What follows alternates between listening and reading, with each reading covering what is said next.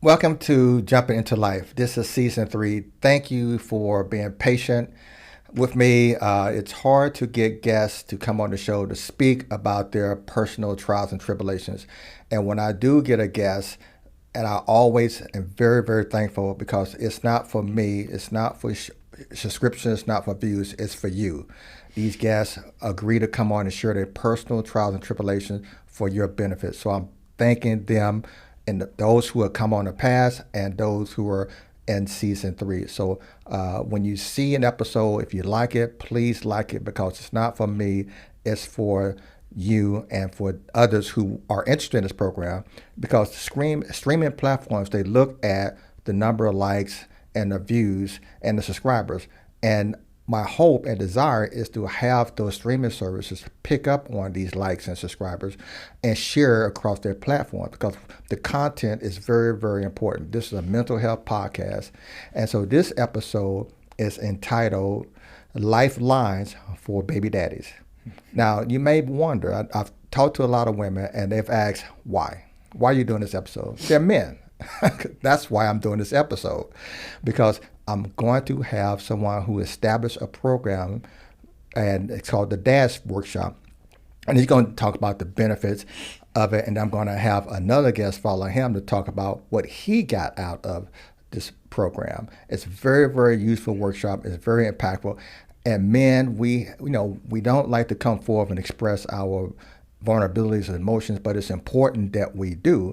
And that's why I have this episode, because there's a lot of support groups for women. I'm not saying, anything bad about women or generalizing, but men just don't tend to share their emotions and feelings like women do. And so we're going to talk about how men come forth, what resources are available for men so they can feel comfortable sharing as women do with their support system. So you can follow me on TikTok, Jump Into Life.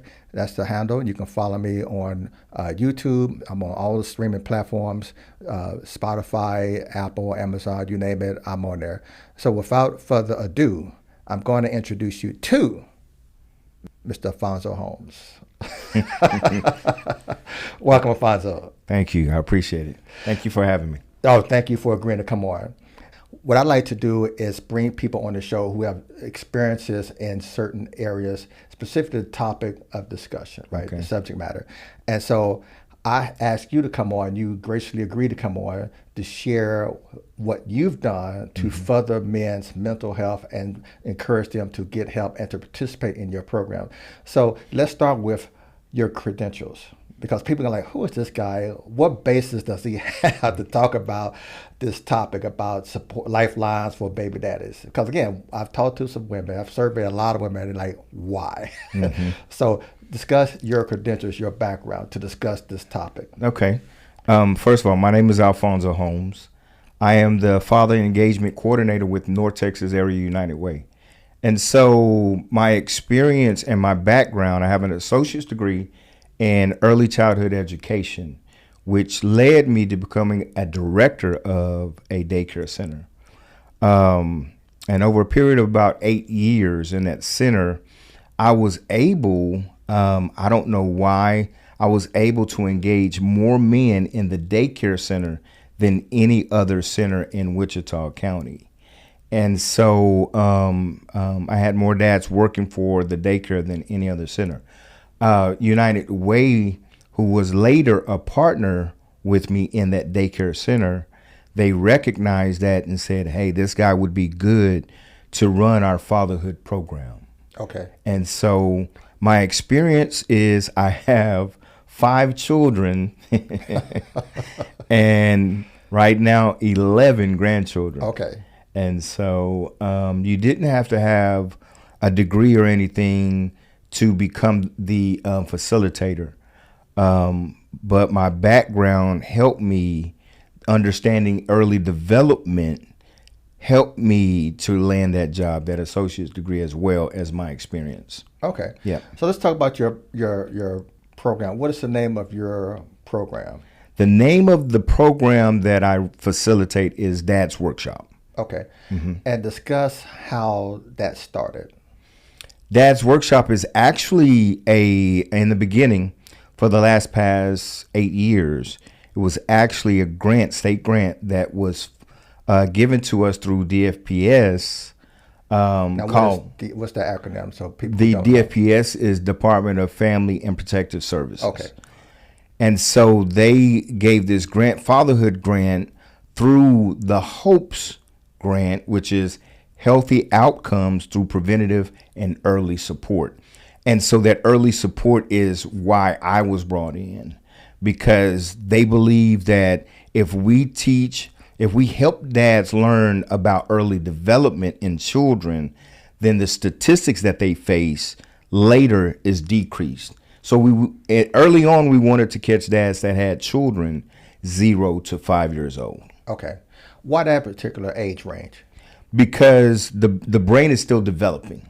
You know, it's said that you could teach a child 2 and 3 languages before the age of 5 years old, because the neurons are still firing. And so we wanted to catch them early so that the characteristics they need can be instilled in them early, you know, which helps the family. So you said which helps the family. So the program is called the Dad's Workshop. So you're looking for dads who had children between the ages of 0 to 5. Why dads with those? I understand what you just said, the development, but how does it help the dad? Well, it helps the dad because that's a great question. It helps the dad because a lot of dads don't know that. They think that, okay, we send them to school. Okay, they get taught in school. You know what I mean? And they don't know the importance of early learning, developmental stages. So in our curriculum, we 24/7 dad curriculum, we teach dads actually how to teach their children 0 to 5 years old. So every age and stage, they're going to learn how to teach their children, which is very important because that's how you get statistics like poverty, statistics like teen dropout rates, statistics like teen pregnancy to decrease, because you're helping those childs with the mom to develop that child. You said with the mom, what role does the dad play into this? 'Cause we talked about the importance of make sure that children are nurtured through the various, we're going to talk about the 24/7 program that you mentioned. Mm-hmm. Where does the dad come in? Because this is Dad's Workshop. Absolutely. So through our classes, we teach them that they learn the characteristics they need. We have 12 sessions that they learn, starting with family history. Well, again, when you're talking about why do you do the things you do, even if a male hasn't had a dad, he recognizes that he had a male figure, whether it was a coach, whether it was a principal, whether it was a church leader in his life that was influential in some areas, whether it was good or bad. Let's take those experiences and make curriculum in that, and then teach the children, right? Okay. So if a dad if a dad is interested in the developmental stages of their children, they're going to want to go to the schools. And this is what United Way found. They were like, how did you get these men to get out of their cars and not just have the mom to come sign them in so that I can engage in that? So there's things that I did to actually get dads out of the cars, because we wanted the teachers to not only address mom, but the dads as well. And that just carried over into the program. Okay. 2 questions. You mentioned a 24/7 program. So why don't The you curriculum. explain the curriculum? Why don't you explain what that is? And then talk about the resources, because you did mention resources that are available or that's offered through the Dad's Workshop. So let's start with what is the 24/7? The 24/7 fatherhood 24/7 dad curriculum is a curriculum through the father source, okay, NFI, National Fatherhood Initiative. And they have so many different tools that has helped me to engage these men. I always say that I can write a book on recruitment and retention, but those have come through the NFI, National Fatherhood Initiative, their website. Okay, they have curriculum like Gateway, Mom is Gateway, which teaches when we do this class, we bring the moms in and show them how they're actually keeping the dads from the children. While it could be verbally, it could actually be physical. You know what I'm saying? But some moms learn how not to gatekeep from dads, even if the dad is in the home, and so that's a curriculum that they have. They have Dr. Dad, which taught me to learn how to teach young dads. we had dads that were as young as 14 years old in our program. And so this curriculum is designed to help those dads that are young dads, first time dads, that are scared when baby come home and they don't know what to do. What if he has a fever? What if he hits his head? This curriculum teaches them what to do so they can ease their mind when they bring baby home. Now, I say this all seriously, but kind of funny too. It's like you said, the dads are scared when the child comes home. There's some women out there that are gonna be like, the kid ain't coming home with the father. Yeah. The kid is not coming home. Yeah. Even at 30, the kid is not coming home with the father. Yeah. So what is your response to those women? Because the programs that you just outlined, the curriculum, are effective, right? You're targeting, you're hitting and addressing the younger men, 14 older, sometimes maybe 13 kids. Absolutely. So what is your response to women or men who are out there saying, well, the kids ain't coming home? Why do you need to deal with a 14-year-old? The kid ain't coming home with that kid. Well, I respond, and they need to know the statistics. Nowadays, there are more single fathers than there ever has been, really. And so learning those statistics and how many dads are actually becoming single fathers is important. You know what I'm saying? We need to dispel. One of the things we do as advocate, we need to dispel all the myths that and the monikers that society has put on men as far as being, these negative figures in social media, negative figures in the movies. You know what I mean? We try to change that and erase that by statistics. Like what figures? What's some examples of the movies? There's all kind of movies that portray dads as molesters, dads as rapists, portray dads as violent, And when I go to conferences, and most of them are prevention conferences, a lot of CPS workers are talking about these things are just not happening. We're not seeing, what would, and that's the question I would ask, what would your setback be to allowing your dad to have, the father of your kids to have their children at the house with them alone?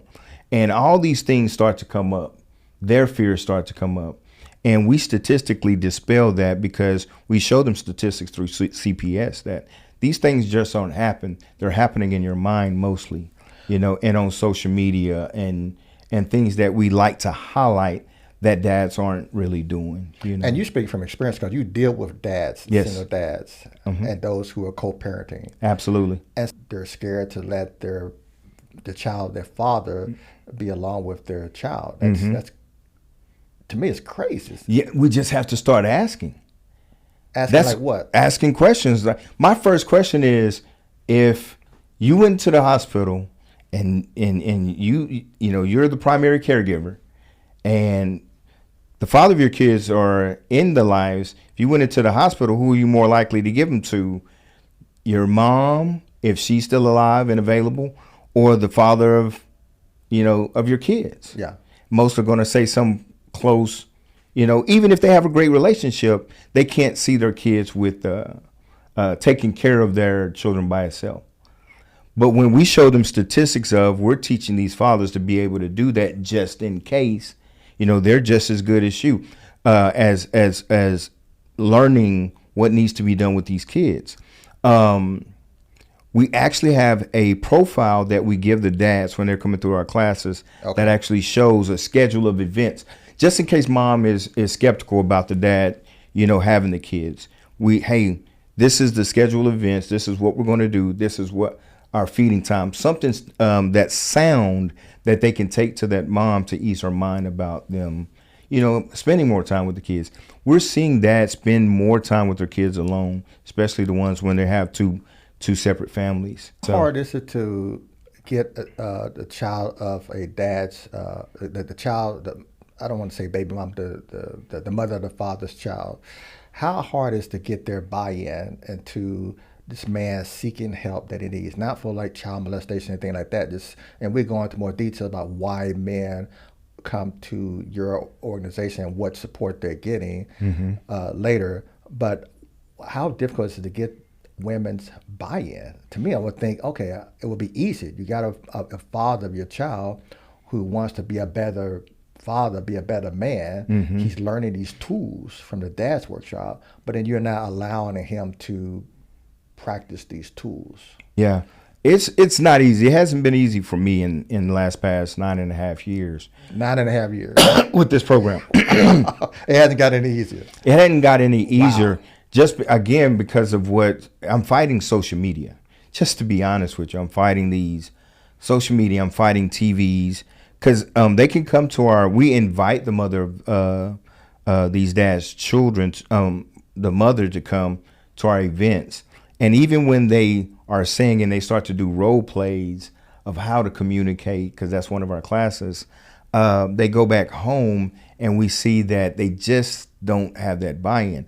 And I believe it's because of, again, social media and who you surround yourself with. Okay. If we continue to advocate that dad should be taking 8 weeks paternity leave with mom or 6 weeks paternity leave with mom so he can be there as the child's brain is developing, then we're going to see that change, And also, I'm not letting men off the hook. Mm-hmm. You know what I mean? It's, we're working on the things that will ease the mother of your children's mind, like you having a consistent job, and not just a consistent job, but a good career, or side hustle.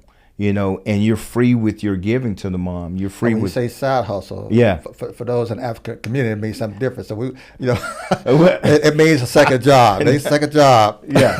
I'm from a little country town, so you know what I'm saying. Yes, second job. I'm partnered with several organizations that help me to help the dads find these careers. A better career or second jobs. Yeah. And so, but buy-in is, it has been a task for me just because we don't have enough men advocating for that. Yeah. A lot of times in a little town like my town, whatever we're doing, which is over and above minimum standards, mom standards,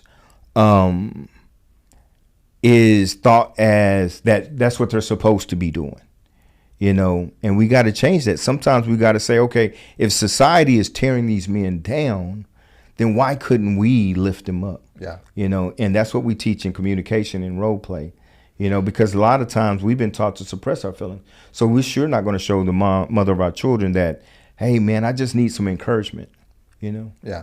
Now, you mentioned mom standard. Can you go into detail on what men who've come to your program say these different standards are? Because I'm sure they vary. What are some of the 3 common standards that children's mothers put out there for their... Oh, right off the top. Provide, protect, and give me money. Okay. Or provide, protect. Give me money first, or yeah, because it's expensive. Providing it's expensive is to raise a child. I'm not being we teach. generalizing. No. We teach that it takes nowadays somewhere between $15,000 and $20,000 a year to raise a child. Wow. When you look at those numbers, then it changes your perspective on what kind of job you need to be getting. Yeah. You see what I'm saying? Yeah. But with those one of the first classes, and I'm not letting these guys off the hook. Do you know how much, especially when we're talking about child support? Yeah. Do you know how much you're supposed to be on average providing for this child? But provide, protect, and really is the main 2. I will put give me money with providing. Okay. But which is a fair expectation to ask. But I separate it because even though you're providing, when it comes to dads that are not in the same home, they could be paying child support. Okay. But the give me money comes with that, with extra other stuff that's going on. So if like ballet lessons, things like that. Yes. You see what I'm saying? Yeah. So that's fair for them to ask for like extra money. Yeah, absolutely. Over child support. Absolutely. And what we believe is we show them a bigger picture. a different perspective. If you were making that money, I ask every single dad. First of all, I haven't seen a bad dad yet. Out of 500 some dads that have come through and I've engaged with, I haven't seen a bad dad. Because one of the first things I ask is, if you were making over and above this, if you're making, $150,000, $200,000 a year, would it be a problem? And majority of those dads say no. Listen, Yeah. and my I don't want to say social circle, because in our social Absolutely. circle, because we're older, we've lived, right? So we have friends who've done this and done that, right? So we hear things and things like that. I'm sure you and I both know, fathers who make $100,000, $200,000, Yeah. and they still not doing the right thing. Yeah. Yeah. Well, I mean, so again, it's the accountability factor that we have in our program, right? Okay. Because a man to say yes because he's not making that, if he doesn't see that, so he's going to say, yeah, if I'm making, especially if he's only making 30,000 though, Yeah. 28,000, right? Yeah. But I've actually helped dads and these are the ones we're talking about. Again, we're talking about a small town. That's some good money in Wichita Falls, but that are making this, taking them through a trade, whether it's HVAC or electrician, and now seeing them making that 150 to 200,000. They've gone through the program, and now I'm saying, okay, this was a barrier at the beginning, Yeah. but it's not a barrier. How generous are you now? Are you still, pocket watching how much you give to the mother of your children? Are you still worried about what she's going to spend it on? You see what I'm saying? And if they have any reserve to that, then again, we go back to, okay, where is that coming from? Family history. Where did you learn that save and that survival mode mentality? Okay. Yeah. Now, so that's where you mentioned accountability more than a couple of times. So you hold these men accountable, like you. Oh, absolutely. You didn't have this. You were making 30,000. Now you're making 150,000. Absolutely. Are you doing what you said you were going to do? Absolutely. When I ask you if you make 100,000, 200,000, would you contribute more? Right. And do you find them pushing back, like, well, I got other expenses, No, I don't, because so the first thing I do when they come to the program is I have a 3x5 index card. Okay. And we do what we call barriers and motivators meeting. And I ask them to write 5 things that would motivate them, first of all, to continue in a program like mine, and 5 barriers immediately that they can think of that would hinder them for continuing to be in a program like mine. Then I would ask them, what are 5 things that are holding you back to having a great relationship with the mother of your kids? And what are some of the barriers? So during that program, we're seeing these things get scratched off. Okay. And I'm on purpose saying, you put this down. Let's deal with it.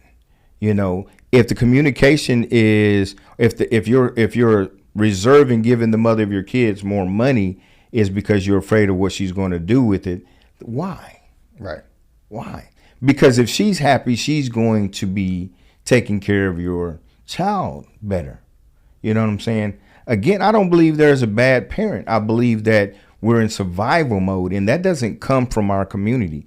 That comes from society. Society wants us to be in chaos because it's profitable for some people. You mean like mother, father, male, female? Well, just the lower income families that I serve. Okay. You know what I mean? They'd rather them, the dad not be in the home. That's the reason why they incentivize and giving more subsidy to some of these moms. And so we got to look at that stuff. We got to look at, what is society actually telling us? What is their agenda? You know what I mean? Mm-hmm. And so we need to reverse that. We need to advocate for self-sufficiency. That's what I advocate for. And we need to advocate for, at least if you're not able to co-parent, then parallel parent. Now, what do you mean by self-sufficiency? Like for the mother or for the father? For families. Okay. That's where that's my mission, is to help families become self-sufficient, whether they're together or not. You still can help, provide enough to get the mother of your children off of subsidies. whether I do credit, of course, we've talked about this before. I do so many things, but I do credit A man repair. of many talents. Yeah, I do credit repair. I'm an ordained minister. You're a barber. I found out I'm this a morning. licensed barber. I can open up a daycare in the And state you're a of fighter Texas. jet pilot, an astronaut. No, I don't even think I would want to get that. But I do credit repair so that I could help these families buy their homes, and so but that's what I advocate for is, hey, let's see our families get off of these subsidies so that we can see them start work together. You think these social safety nets, as you say, are designed to? I think I heard you say they're designed to keep mothers and fathers apart. Yeah. Because it's more, they get more they being a female get more benefits. So if it's can single dads get these same? They can now. Okay, so not to cut you off. So no, you're fine. Finish my point. So the social program is designed for one parent only, but when two parents come together, they don't qualify for the assistance of substance. Right. That they ordinarily would be if it was single. Right. That's crazy. Well, and again, it's statistics. So. And I don't like to say naturally, but statistics show that when a father is actively involved in a child's life and can communicate with the mother of the kids, they typically 60% of the time live above the poverty line. And that's just being involved. Okay. You see what I'm saying? They live above the poverty line. Yes. Okay. So then they may not qualify for those assistance. Absolutely. So it's not designed to keep families apart. If it's income based, if you got two people coming together and they above the poverty line, then I'm just saying that's what happens when you engage a father in their kids' life. Okay. But if you don't, and you allow, and we keep pushing this agenda of, okay, if he's not helping, then you go get assistance for yourself. Then I believe it's driving the families further and further apart. Okay. In our program, again, why can't we just show people how to have a better career? Yeah. Because I needed it, So one of my experiences with this program, and I believe that it was created, God designed, this specifically for me, is because I experienced that, at one point in my time, I was a single father. And back then in the 90s, it was harder for single fathers to get subsidy than it is now. Yeah. And so I barely had help, being a single father.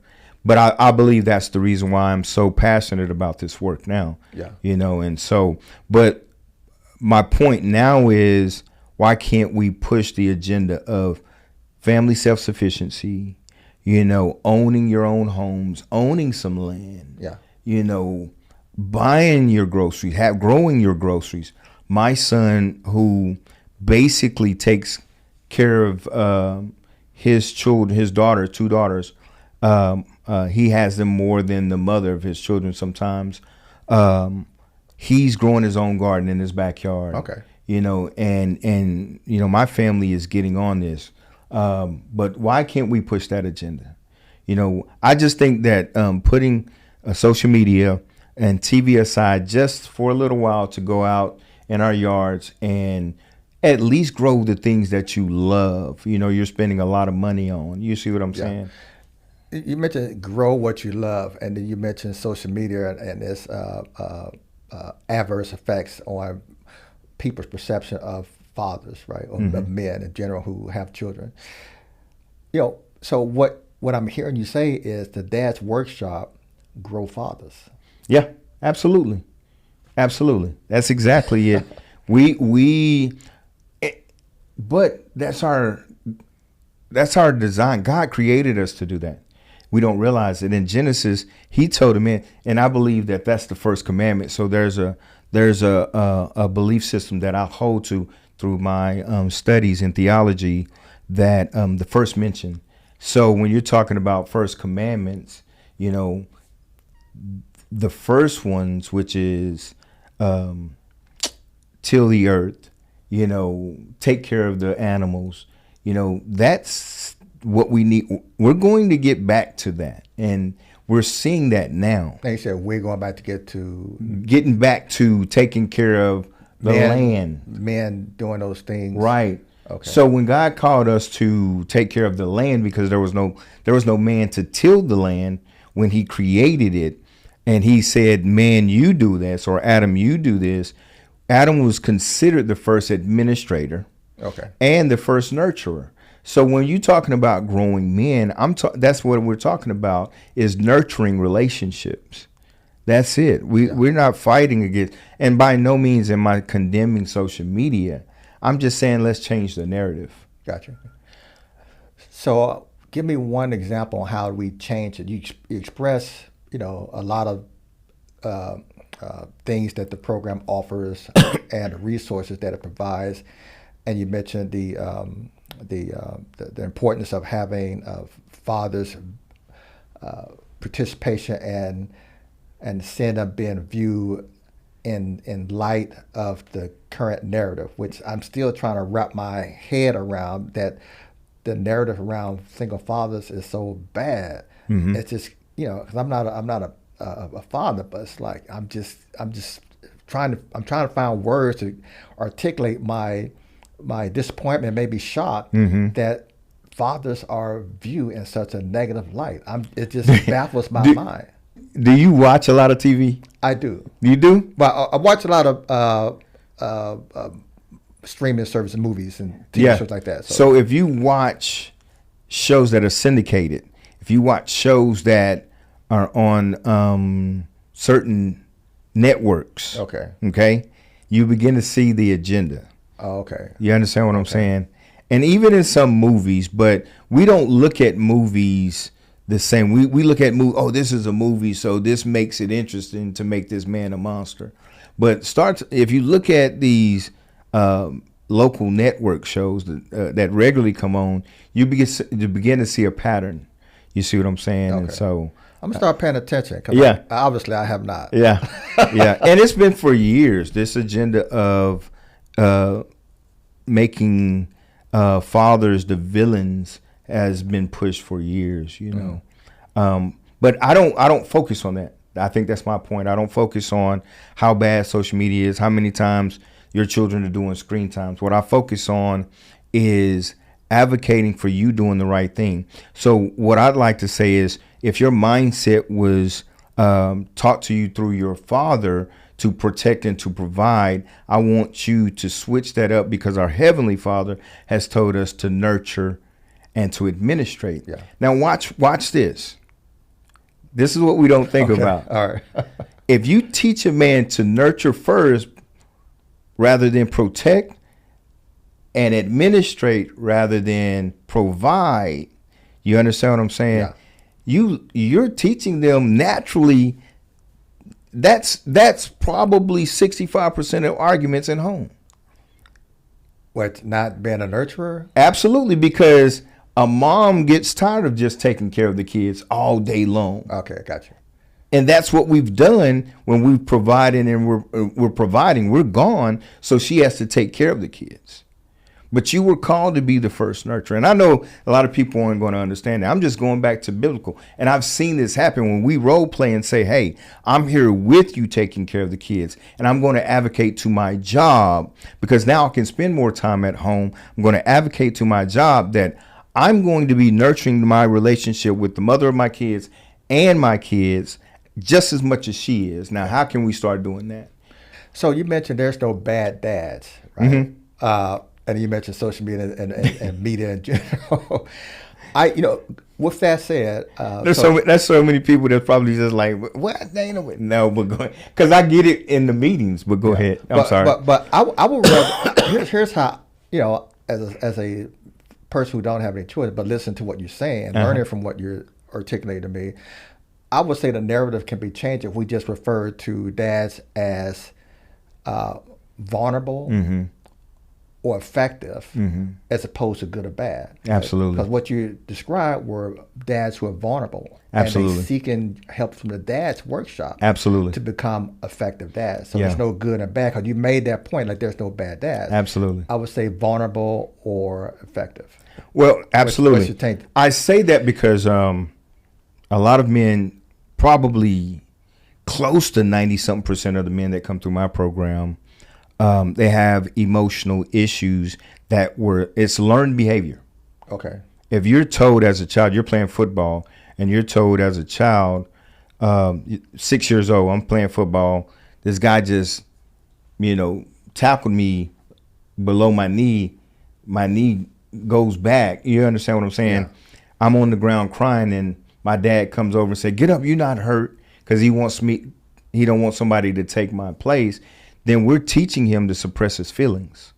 You see what I'm saying? Yeah. And so it's learned behavior to suppress your feelings, So a lot of time these men come to the program, and at the very beginning, they don't open up. I don't know what's going on, And we deal with a lot of men with mental trauma. But after being in the program, and I teach them, because somebody has to be the role model. Somebody has to be the example of, okay, let me teach you through this program how I'm going to nurture the relationship with you so that you can reciprocate that through your families. You see what I'm saying? Yeah. Now, my belief system, I asked God this years ago, let me see them like you see them. Okay. And so he has, and so that's the reason why I say there's no bad dads. So when they try to mask their vulnerability, Absolutely, you've prayed for the spirit of discernment, absolutely, to see through that, to in order to help them. Absolutely. Why do you think they're so afraid to open up and be honest with someone who's trying to help them? Well, because for me, they thought I was probably CPS at the beginning. CPS is Child Protective Services. Yeah, Child Protective Services. That's who they thought I was. What do you like? You knocking on it? When you find these dads, you knocking on their doors? Like, man, I was knocking on the doors. I was in the projects. I had wrapped. Funny story. I wrapped my small vehicle in yellow and black. Okay. And it was a Scion, and with the DADS program, that's my logo, yellow and black. Okay. But it looked just like the DARE vehicle, the drug awareness vehicle. So that's why they thought you were They thought I was So I took the wrap off and I started all over. But I think a lot of times when anybody comes and they're trying to hold men accountable for being actively involved, responsible, and committed to their children, they're going to look at you like you're some social worker or CPS worker. Judging them. Judging them. Absolutely. Okay. Because every man likes to think that they are good dads. I don't need any help in the program. That was the challenge in my program with recruitment, is that every dad that came through the program thought that they were a great dad already, And what was that based on when the family history says otherwise? That's what I asked them. Okay. What is that based on? And what did they tell you? They couldn't tell me. Who are you measuring these standards? Did the mother of your children say that? No, she didn't say, well, how do you know you're a great dad? Yeah. Or a good dad? And that's where they stop. They can't answer that. Yeah. At the beginning. What are the 3 challenges you see most men coming to the dad's workshop? I know you talked about the work card, the 3x5 card. First of all, opening up. Okay. Then the second question would be in that barriers, because they write their barriers down. Then I said, okay, is this all your barriers?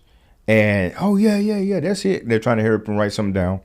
But we found out later, like a lot of men don't have or have lost their driver's license.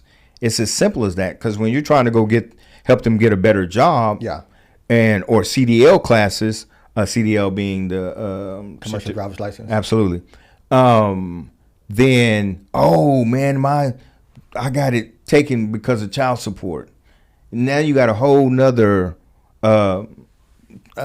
system that you got to work through to help them get their driver's license back. So that your organization help them unravel some of those difficulties. Absolutely. Okay. We got to at the beginning, or we're not going to get anywhere. Yeah. So that opening up, being honest about where they are, and I asked them, is there anything in their background that could come back and bite them when they do have a good job, and that has been a problem. And the other problem, which is just recently with us in a small town, it's been drug use. Okay. And I had to go back and get mental health first aid and peer support certified through the state of Texas, because we just had so many dads that were dealing with drugs, these new drugs I don't recognize. Yeah. I was out there in the streets in the 90s. I could recognize some of those drugs. with these new drugs, I couldn't tell whether that was because they were functioning on jobs. Yeah. But they were talking about these outlandish stories, you know.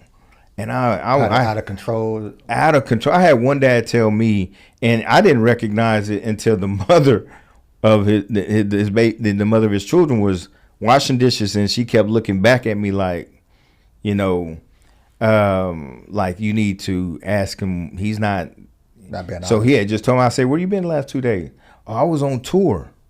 He had created this whole story that he was a rap artist. Okay. Yeah. And he was on tour, made a lot of gold chain, so he got started with a gold chain. He didn't have a gold chain. He didn't have an instrumental. I used to do music, so I said, where your music? I want to hear it. Yeah. But they keep it with them. And I'm like, what? So all these stories. I had a dad that got kicked out the projects because he was tampering with the AC unit. He thought that they had cameras in the AC unit. And so these stories, after a while, I sat down after I became peer support certified. I started recognizing that these are a certain type of drugs that would make them think. So that's why you said it's important to try to identify the type of drugs they're on to get them the proper resources to overcome that. Absolutely. Okay. Yeah. What is ACEs and PACEs? ACEs is adverse childhood experiences, and adverse childhood experiences in a short version is a system by which you get surveyed, right? And there's a list of questions you have to ask, and there's 10 questions. So they say if you had over 4 adverse childhood experiences, then that takes 10 years off of your lifespan. Wow. Yeah. And I think PACEs is just, I forget what the acronym means, but it's a solution. Instead of always looking at the experiences, let's look at possible solutions to these things, which are, it's simple. It's more simple than we think. But I have had 8 adverse childhood experiences when I took the test. Absolutely. So it's a test that helps you identify those. Yep. Okay.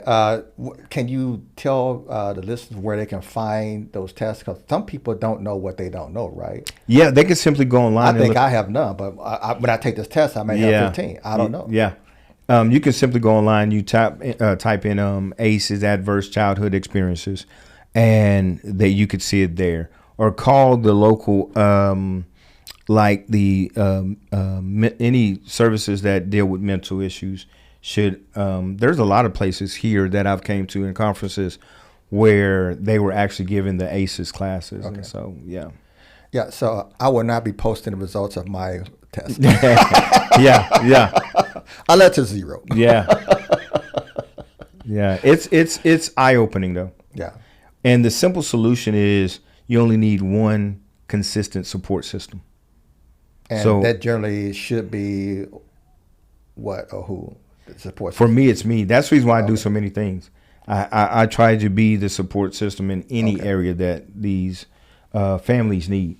Yeah. So support system can be your pastor who understands, because a lot of times if the pastor don't understand the trauma that person has gone through, they just want to cast it out and we not really deal with it. Yeah. You know what I mean? And so it goes back to when a child falls down and hurt, get up, you ain't hurt. Absolutely. But they need to really dive deep is what I'm hearing you say. Yeah, we need to dive deeper. And it doesn't take much. It just takes somebody concerned. One of the biggest things, and then the drug I was talking about then was methamphetamines. But I had to talk to a dad that actually was on and had been off for 4 years. Okay. I sat down with him for 2 hours, and I went over every scenario that I was hearing from other men, and he said, "This is how you." Every single one, we sat down, and he said, "This is how you have to deal with this scenario." The main thing is just listen to the stories, not buy in, but listen to their stories and offer support for those stories. Mm-hmm. So if a dad is telling me that he got kicked out because he was tampering with the AC. I've helped him fix his credit. Now he owns his home. I was like, you can do whatever you want to with this house. Yeah. It's yours. Yeah. And to be honest with you, discounting what they're saying, you're just basically helping them find like a new reality. It's like, okay, you know, instead of just tearing up someone else's house, buy your own house. Yeah, You're not encouraging them to do that, but yeah, you're not discounting them. You're helping them address the right. issue. Right. And then you offer them support through other partners, I guess. Oh, absolutely. I found another partner that would lease his house to him until he was able to buy the house because he got kicked out. What about the mental health aspect of it? You find partners to help them with that? Yes. Okay. There's several organizations that help now with the mental health aspect. Okay. I was doing it by myself at first, trying to learn. That's been rough. Yeah, well, just trying. Because you got all these men who are in your program. You can't support all of them, right? Man, I tried to. That was rough. I tried. In the very beginning, I tried to deal with every issue. Wow. I'd be up. My wife would attest. I'd be up 3-4 o'clock in the morning dealing with. You're a better man than most. I'm serious, because you're a better man than most. Yeah.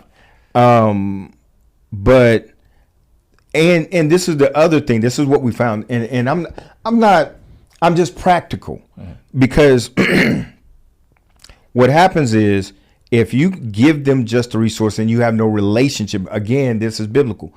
Nurturing means I'm going to not only nurture the relationship with these men, I'm going to nurture the relationship with this organization. I need to find somebody that I can build trust with in the organization. Okay.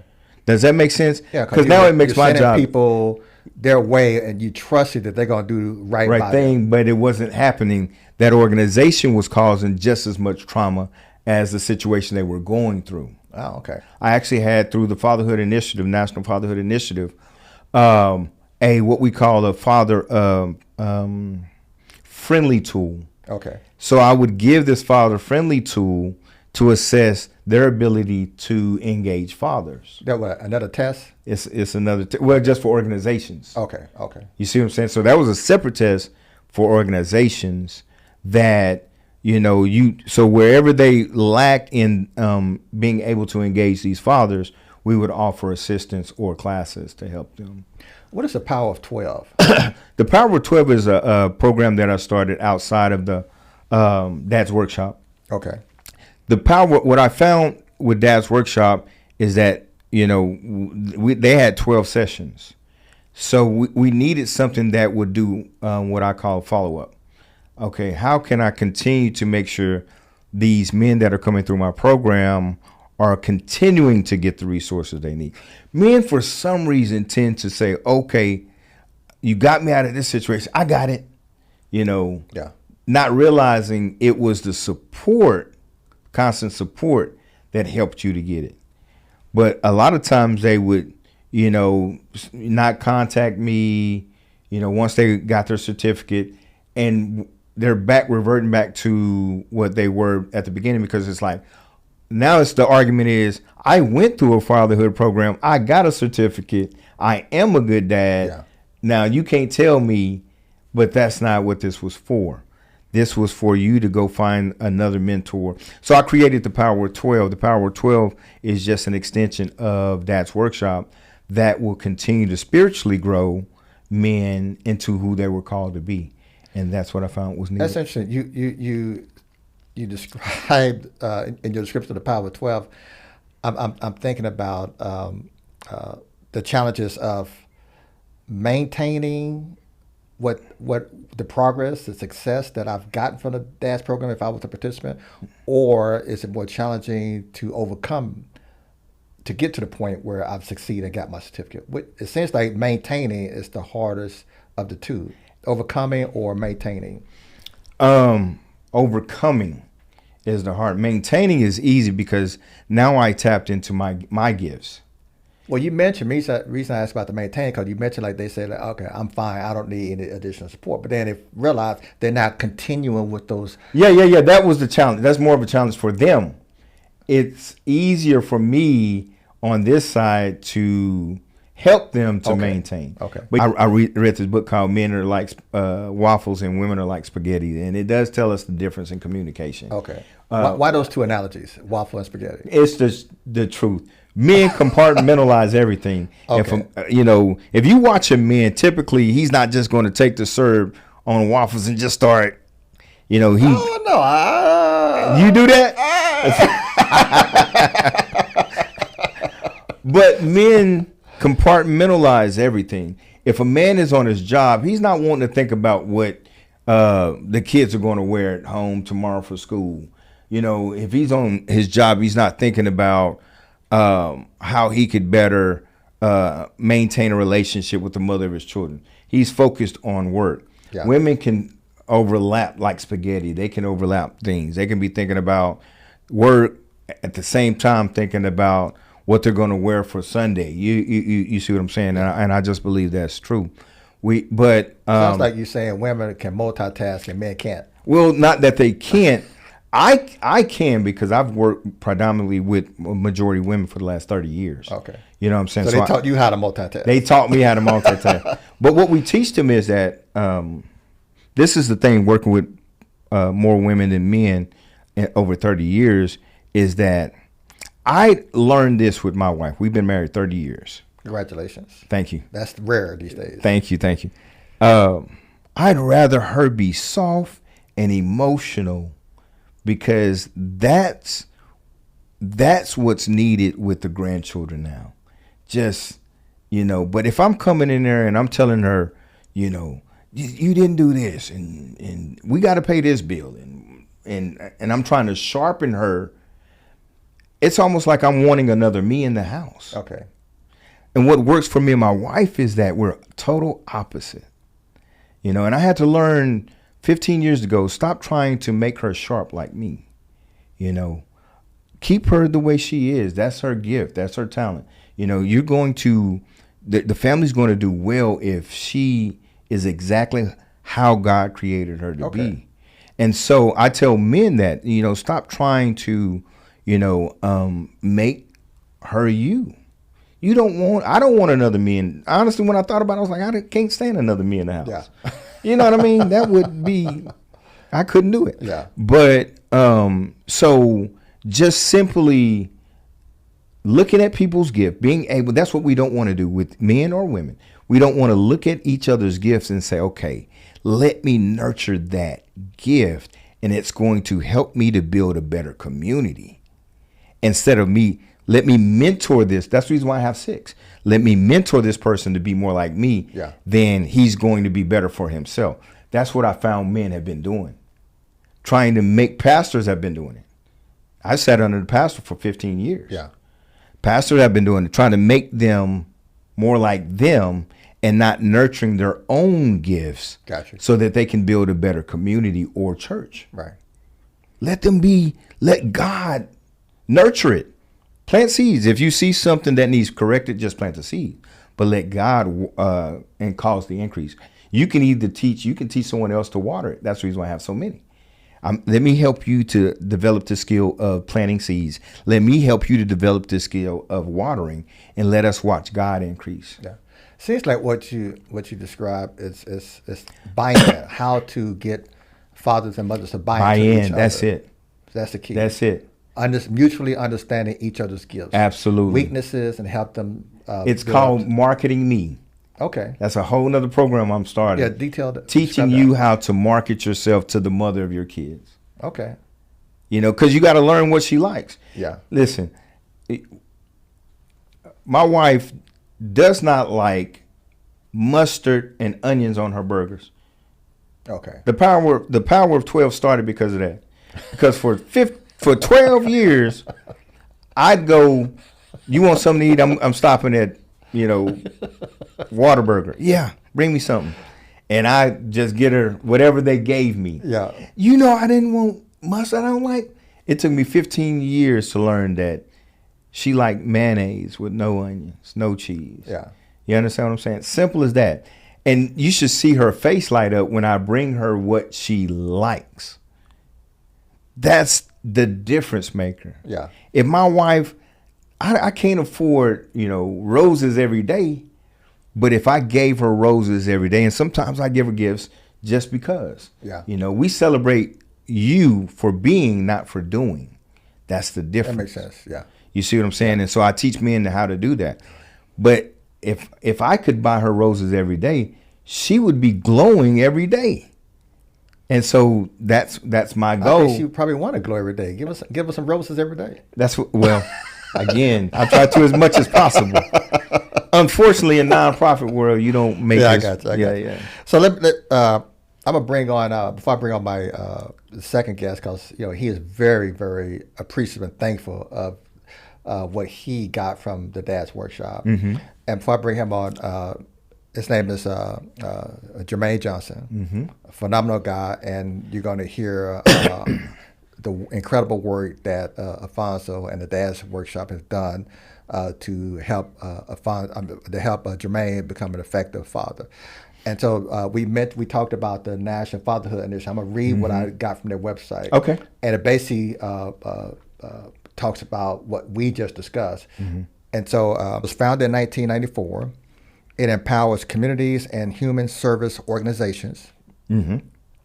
to unlock the transformation power of involved fathers. Mm-hmm. Involved fathers. That's what Absolutely. we've been talking about. Absolutely. By championing city and statewide fatherhood initiatives and providing life-changing fatherhood programs such as yours. Absolutely. Training and comprehensive resources. So that's what we've been discussing, and that's what your program has been successful in doing. Absolutely. Which resulted in me getting ready to talk to Mr. Jermaine Johnson. Absolutely. Thank you, sir, for being on the show.